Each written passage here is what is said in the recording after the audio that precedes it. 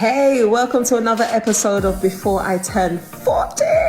Okay, today I said, let me gist you people some more. I wanted to let you know the kind of mindset that I had before I married my husband.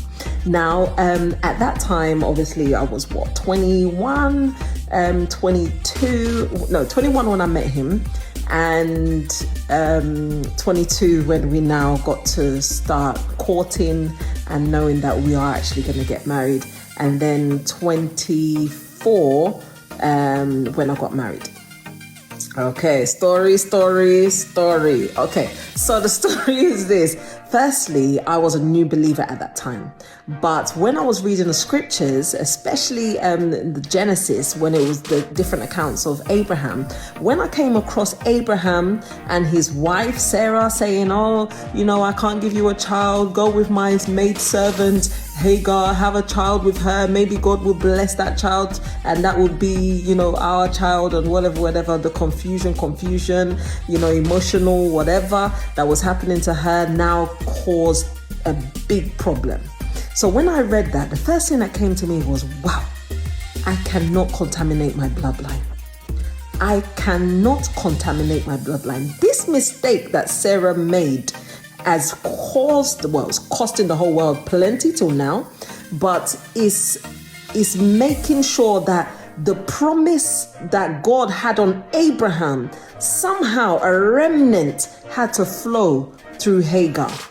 Yeah, a remnant had to flow through her. It's like a residue or a little bit or a compromised promise. Yeah, so it's no longer a promise, it's now a permissive will.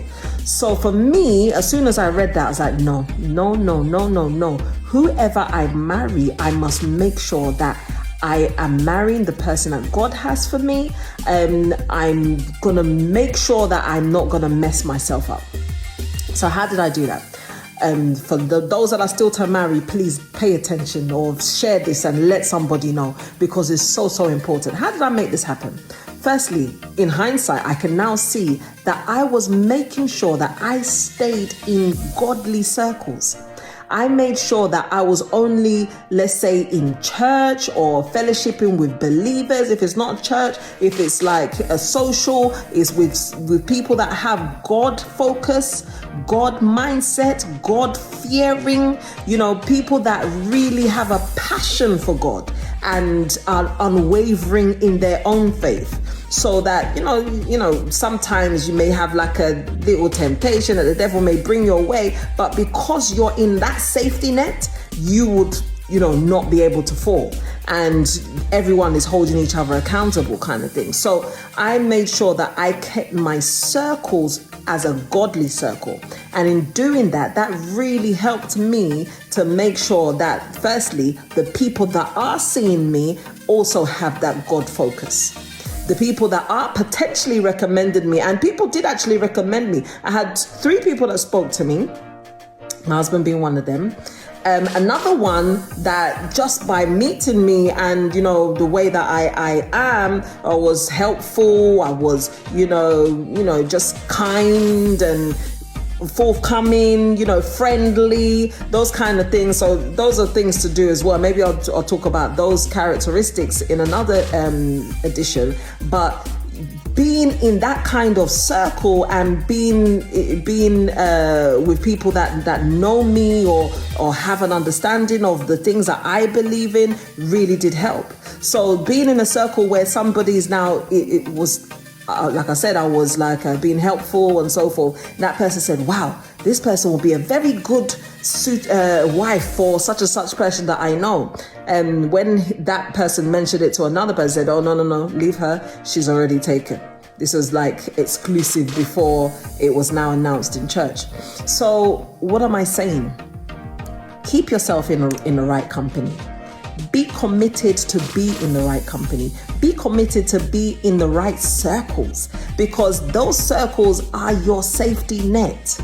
Don't compromise in who you're going to marry. Make sure the person that you marry has a very strong God stand, that they fear God, not just with mouth, but with actions.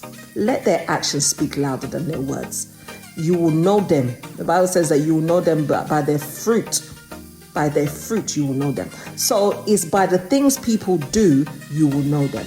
If you really want to have a tear-free, I wanted to basically have a marriage without tears. I didn't want issues. I didn't want all these, whatever devastation and all those stuff. Because at the end of it, I know that I'm ready and very willing to commit myself to what God has for me and wants me to do as a wife.